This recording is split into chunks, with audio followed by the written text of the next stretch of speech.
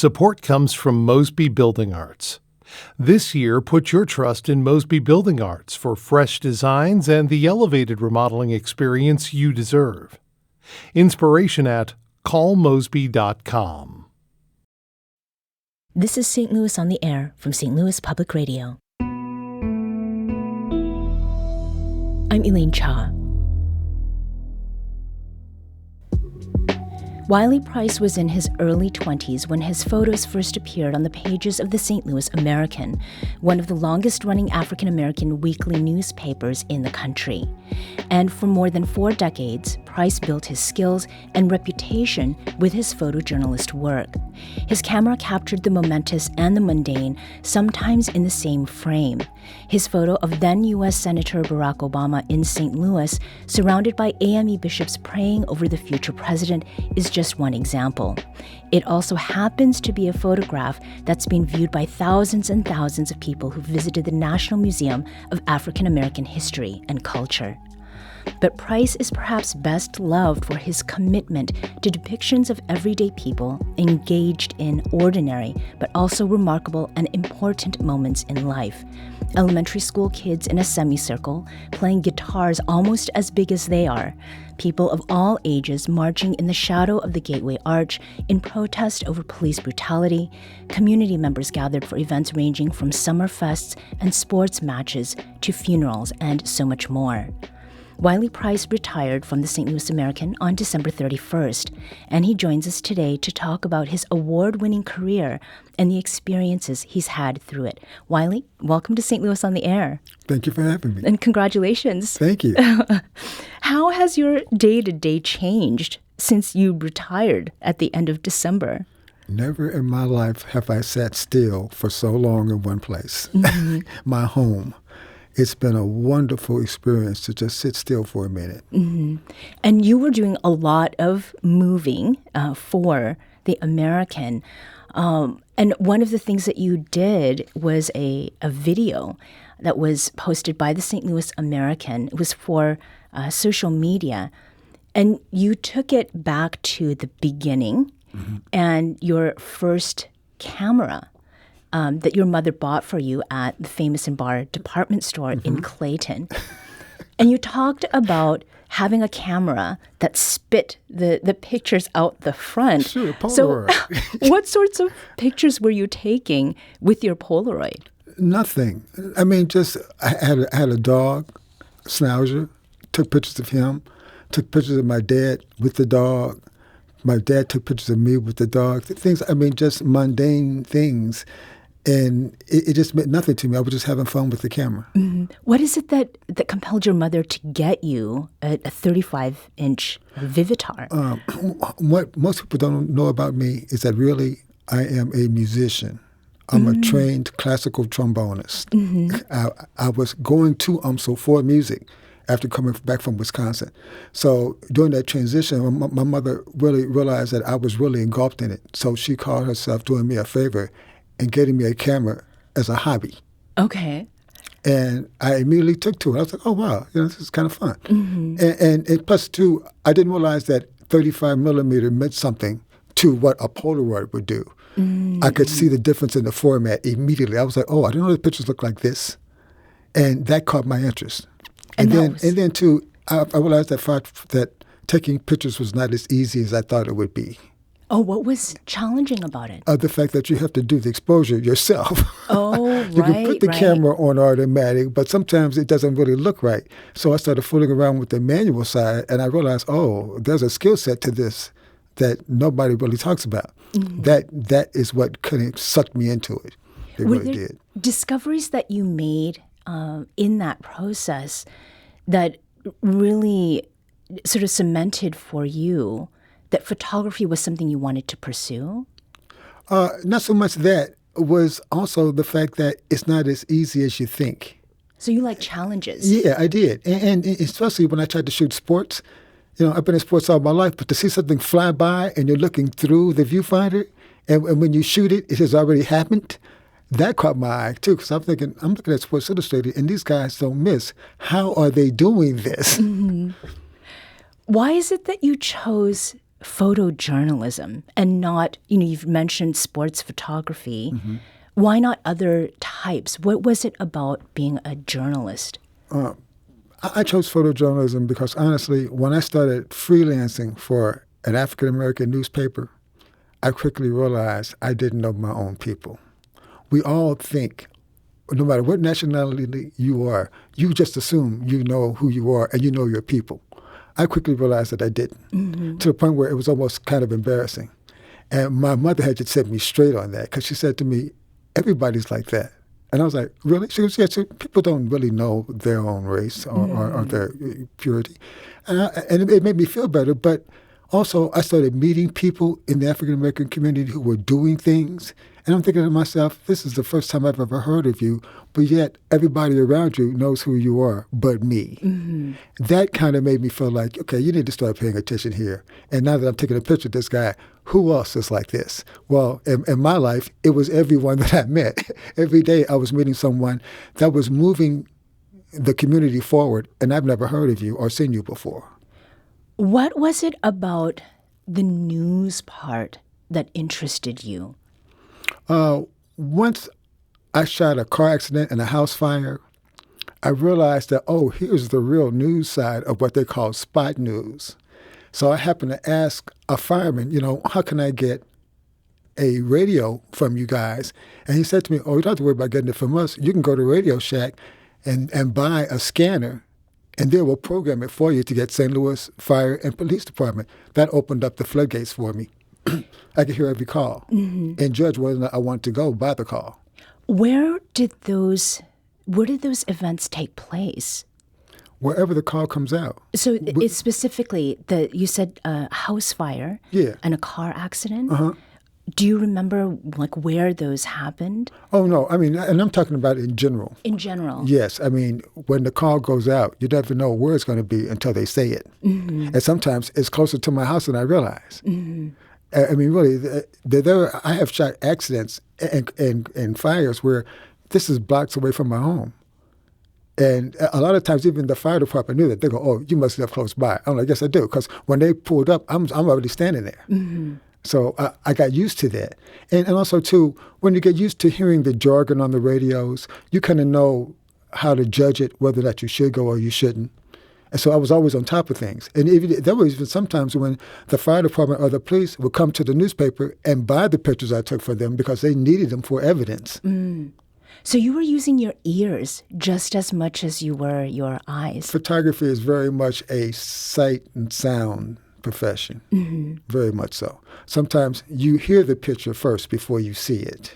Are there recent examples of that? Oh, I'll give a perfect example. When kids are playing in the room, you're facing one way and a child will say something and you hear the picture because the child said something, you turn around and look and they are doing something that's really picturesque, but you heard the picture first. Okay. You didn't see it first. You heard it first, but you're not conscious of that. So the imagination also is... Oh, very much so. And you don't even realize it. Your mind takes care of that. Most people hear a picture before they see it. They just don't realize it. How have you developed that over time? Were there certain mentors that you had? Were you looking to other sources in order to sharpen that skill? I sharpened the skill because my parents read newspapers and looked at magazines. From a child, I remember Life and Look magazine being in the house and the Post and the Globe Democrat being in the house. Those 4 publications, we always had both dailies.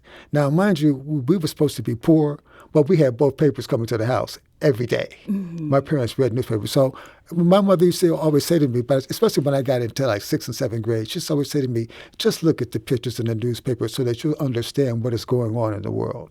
I used to hate to do that. What kid wants to look through the newspaper? You're in 6th grade.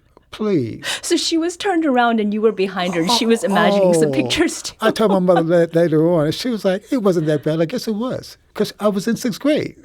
When I got to junior high school and we started looking at papers, I was like, oh, here we go. So I had already started. We would like you to join this conversation. How has Wiley Price's work affected how you see and understand St. Louis's Black community? Or do you have a well wish for him on his retirement? Give us a call at 314-382-8255. That's 314-382-TALK. You can also send an email to talk@stlpr.org.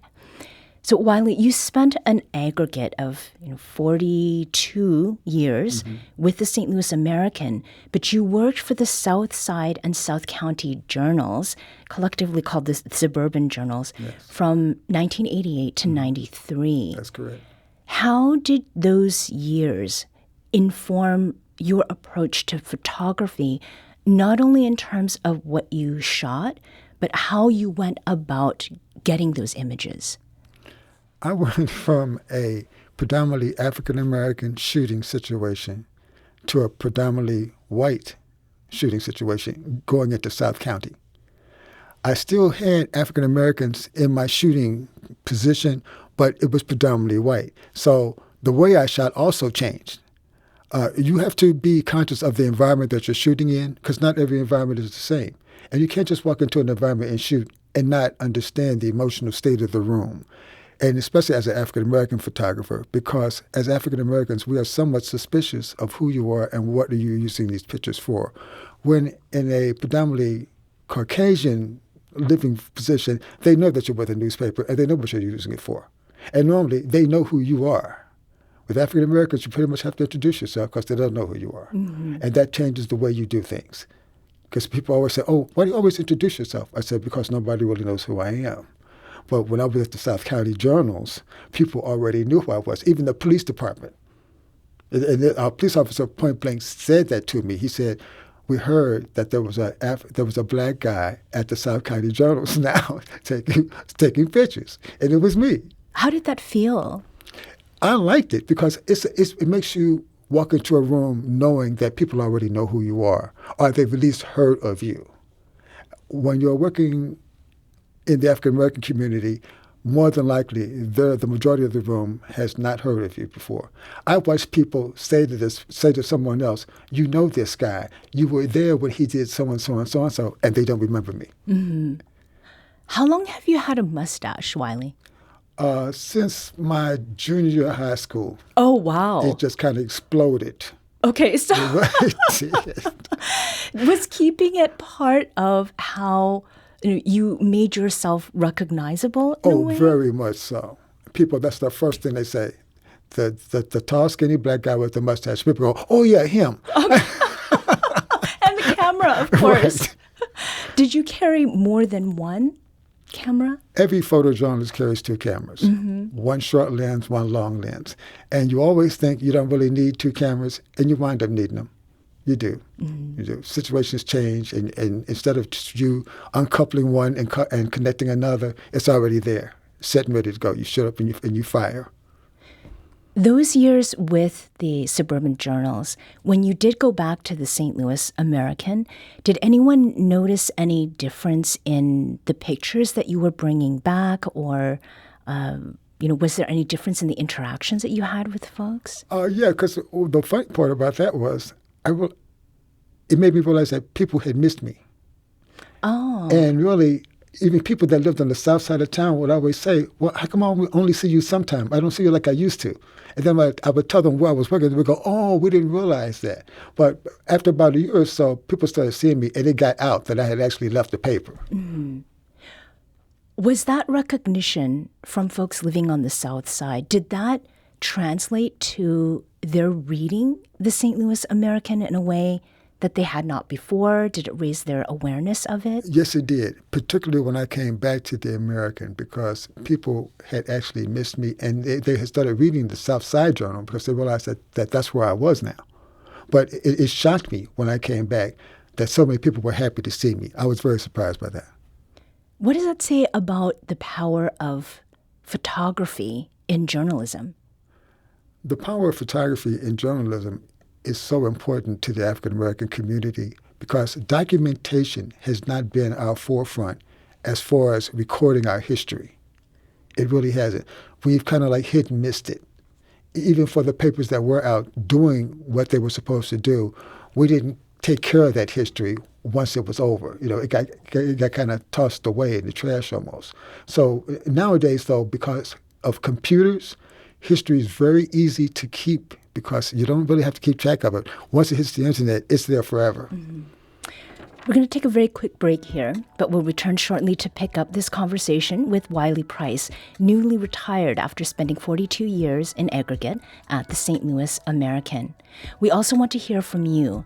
Do you have a question for Wiley about his time behind the camera? How has his work impacted your understanding of St. Louis's Black community? Give us a call at 314-382-8255. That's 314-382-TALK. You can also send an email to talk@stlpr.org. Hang tight, we'll be right back. This is St. Louis on the Air on St. Louis Public Radio.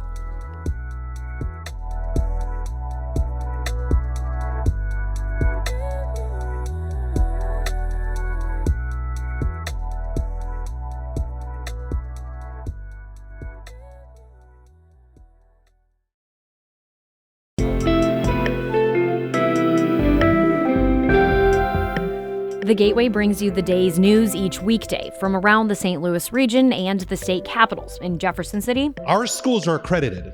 We don't need this bill. And Springfield. How many more years must pass before lawmakers see time is of the essence? I'm Abby Larico. Join me each weekday for The Gateway on the STLPR app or wherever you get podcasts.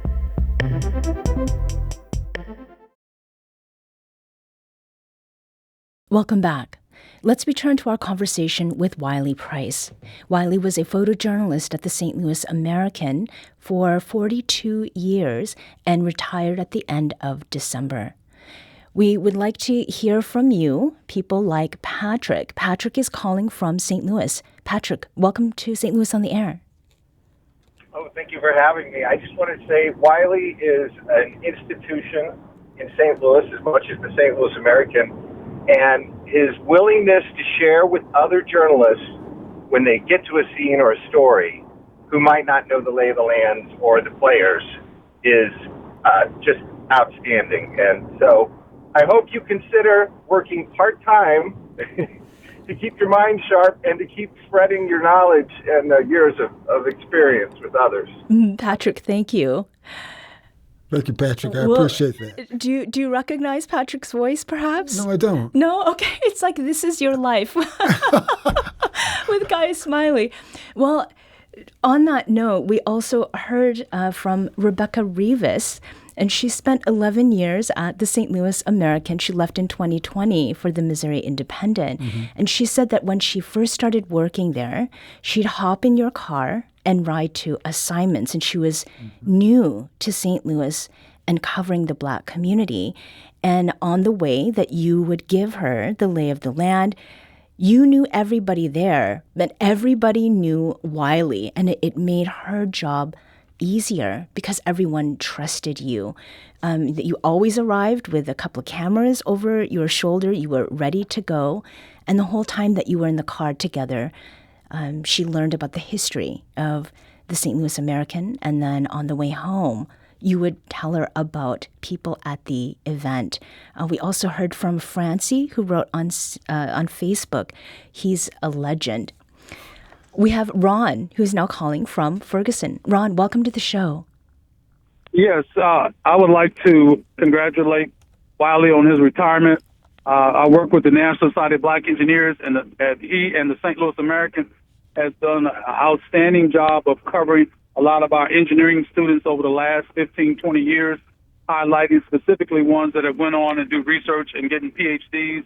And it has made a difference in the community because people come up to me all the time, say, I saw the pictures of that article and it inspired my son or grandson or granddaughter to get into the engineering field. So again, we thank you for that transition to the more diverse coverage of academic careers. Thank you. I appreciate you saying that. I've always seen my job as being inspirational. Mm-hmm. I've always seen it that way. And was that why you went back to the American? Very much so. Very much so. I felt like my people needed me to illustrate who they are. And that's very important to know. Because when you first come into this, you're thinking it doesn't make a difference. But it does. It does. To me, it made a difference that I was at a black newspaper that was very, very interested in its own community and covering it well. And I felt like I was the person that needed to illustrate what these great writers are about to say about this person. Without tooting your own horn or trombone, as apropos with you, what do you think you were able to uniquely bring to the St. Louis Black community that maybe was not so present before you started that long-term stint there? Well, for me, it's just the fact that when I show up in front of a person, I personally care about this story. So I want to get the best picture out of this. A lot of times I've had to say to people, no, this is not the way you want to look in the paper. You want to do the picture this way. And then I can tell them why. And they go, oh, okay, I see what you're trying to do. I'm like, yeah, this picture needs to really pull the reader into the story. So let's shoot it like this. And I was lucky enough to learn over the years that people started trusting me with that. I would come in and go, how do you want to shoot this? I go, okay, this is how we should do it. Because there's a great deal of vulnerability involved in being in front of the camera. Sure. And you can take a picture and it be misread by the person that's looking at it. It can easily be misread. So you have to be careful with that sometimes. One of the pictures that you shared, Wiley, when I asked you for some samples of your many, many years of work, is this one that I'm holding here. If you could describe this and tell us why it is this person and this scene stood out to you. This is a candlelight vigil, and there's always a candlelight vigil. The one problem with it is they all look alike, but her shirt really narrows down the topic and what is happening here. And the fact that it says, I love black people and I love you, and it's at a candlelight vigil, it speaks.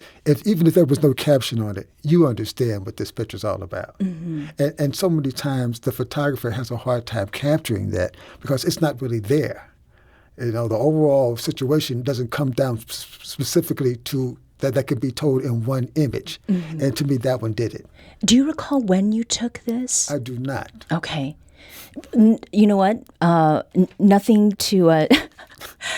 As far as all of the work that you have done, I can understand why that would be the case. And also, in the introduction, I had talked about those moments that are everyday, but remarkable and important. And you had said, the number of candlelight vigils that you've been to and that you've shot, there are too many of them. Yes. And sometimes you can overlook it until the photographer captures it just right. And then you go, oh, yeah. And then your heart kind of fills up for the moment. You got them. What is the relationship between luck and patience? Oh, that's a marriage that, it works sometimes and sometimes it doesn't. People have walked up to me and go, you've been here for 2 hours. Well, why aren't you staying? And I always say to them, because I haven't seen the picture yet. And they go, oh, now they realize, oh, you don't want a picture, you want the picture. I'm like, yes, I do. I do want it. The real shot. Yeah, the real shot. And sometimes, most of the time, it's not there. But it's not that I didn't wait to look for it. I was hoping it would show up and it didn't. But at least I stayed. And I feel good about that. Because I've walked away from situations and then see something on the news that was there and then go, oh, I should have stayed another 15 minutes and I would have got that. I've done that many a time to myself. We have Sophia, who is calling from St. Louis. Sophia, welcome. Thank you. Sure. I was calling to wish Wiley a great retirement because I think the St. Louis American paper has won all these awards because he's been there all the time, and when you look back, it's a lifetime. And when he was taking pictures, it was only, I think, Brother Maurice and Sister Rosalind. They were the three top photographers, and so we all knew them because they were at everything that was important, to the black community. And it's just, we actually save a lot of the pictures because it brings back good memories of good things that that he attended that that are in our scrapbooks and everything. So we appreciate all of his hard work, and we're gonna really miss seeing his lovely pictures. I so appreciate you. Sophia, thank you. Okay. We also have Linda, who's calling from St. Louis. Linda, please go ahead. Hi. Hi, Wiley. This is Linda, and I want to congratulate you on your retirement. It's wonderful. You have worked so hard for so long, and even though challenges have been part of your story, you still have been a beacon for St. Louis's. And you have inspired me. I'm a photographer as well. And when you said that you can hear it's good to turn around and take that picture, that's how I live it too. Linda, thank you. And also from St. Louis, we have Ken. They're just rolling in. Ken, go ahead. Hey, I just wanted to say congratulations, Wiley, on your retirement. And also, I've always been interested in this with seasoned photographers. When you transitioned from film to digital, what's your feelings on that? Did you find that the quality was, better or worse? Your feelings on that. And thank you very much. Have a great day. That's a very good question, because I did have a problem with it, because you have to change your mindset in the way that you shoot. When I went to digital was great because it was so immediate and you could see it right on the back of the camera. The problem with that was now you're doing your exposures differently, because the transition from film to a digital image, that digital image doesn't really exist in physical terms. It's an electronic images molecules that are all coming together to make a picture. And when you make it onto a print, it changes. Mm-hmm. So you had to learn to make that transition. And particularly, with African Americans, our faces get lost in the shadows immediately, no matter what format you're shooting on. And that can be a game changer sometimes when you're shooting available light. In photojournalism, the whole thing to photojournalism is that you don't use a flash unless you absolutely have to. Well, a lot of times I was flashing people because, hey, I'm sorry, but it's a very dark room. Mm-hmm. And even though I'm shooting 400 speed film, it's still too dark. Right. And flashing with your camera. Yeah. And so, you learn to bounce the light off the wall. Sure, so it's not so offensive. But it was a trick. So how did you approach that, losing faces in the shadow and sort of counteracting it? You learn on the spot to shoot more light than you need to bounce it. Because if you're going to use a softer light on darker faces or on a darker surface, it's going to take more light to bounce it. Simple as that. Mm-hmm. It's simple physics. And so a lot of times people say to me, why is your flash facing the other way? I said, so I don't blast you guys out. And they go, oh, I get it. And yes, the light's going to be a little softer. Earlier, you mentioned, Wiley, how you sharpened your skills from a young age by looking at magazines and newspapers that your parents had in your home. So your photographs are also informing the current and coming generation of photojournalists. How does it feel to know that your work is doing that for photojournalists of the future? It feels good in the sense that it doesn't really cost them anything. There's no money spent to have to do this. It might be 75 cents or $1.25. But if you're really interested in the craft and you're looking at it academically, you can get a lot of knowledge for free. Mm-hmm. You really can. And nowadays with the internet, oh my goodness, you can get a master's degree and not leave your house. There's plenty of work out there, good and bad. You have something to judge it to. Mm-hmm.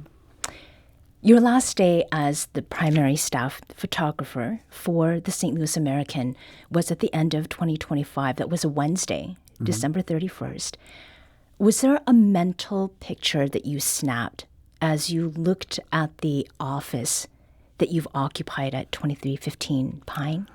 Yeah, there was a mental snap because myself and another photographer, we emptied out my office all in one day.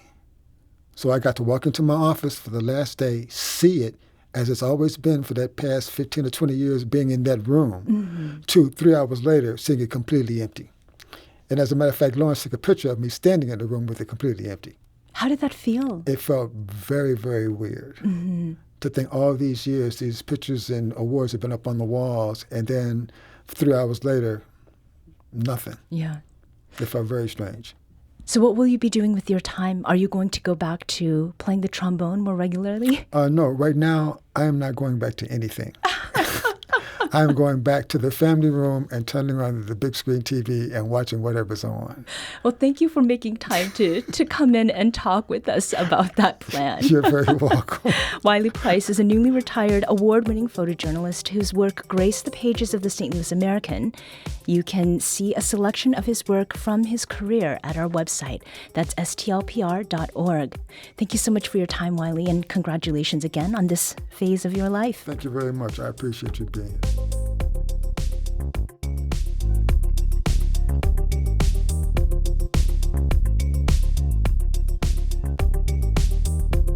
This episode was produced by Elaine Shaw. Our audio engineer is Aaron Dorr. This podcast was mixed and edited by Aaron. Our executive producer is Alex Hoyer. St. Louis on the Air is a production of St. Louis Public Radio. Understanding starts here. Do you find yourself regularly listening to episodes of St. Louis on the Air? Suggest us to a friend you think might enjoy our conversations. And leave us a review and rating on Apple Podcasts on the App Store. It's the simplest way to help people discover our show. Thanks. St. Louis Public Radio is a member-supported service of the University of Missouri St. Louis.